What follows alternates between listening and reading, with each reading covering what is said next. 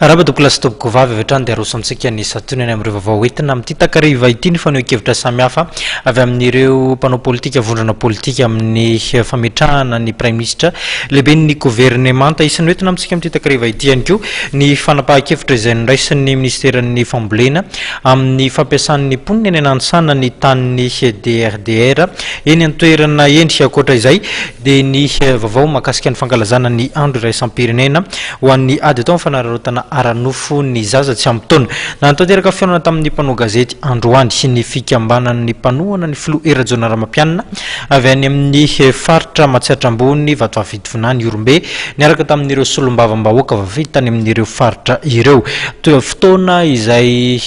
nanohanan'izy ireo ny ezaka izay mbola ho ataon'ny filoham-pirenena izao fotoana izao nankahirizany ihany koa amin'izay asa goavana miandra ny filoham-pirenena izay.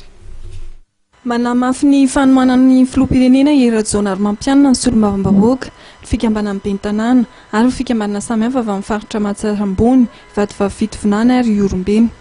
Manohana mandrakariva ny filoham-pirenena Hery Rajaonarimampianina amin'ny fanapahan-kevitra raisiny manoloana ny fivoahana amin'ny krizy izy ireo. Ankehitriny dia mbola manamafy mandrakariva sy makahery ny filoha mba hijoro amin'izay fanapahan-kevitra rehetra ho raisina manoloana ny raharaham-pirenena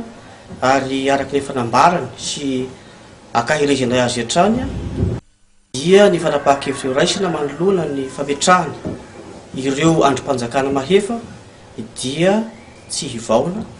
amin'ny tombontsoa ambonin'ny firenena indrindra ho an'ireo vahoaka malagasy miisa 20 tapitrisa izay manantena sy miandrandra ny fivoahana haingana amin'izao crise politika sy indrindra ara ekonomika mianjady amin'izao firenentsika izao. Momba ny fanendrena prime ministre izay andrasany rehetra amin'izao fotoana izao dia mananevina ireto fikambanana ireto. Ny fanapahan-kevitra dia amin'andriamatoa filoha ary rehefa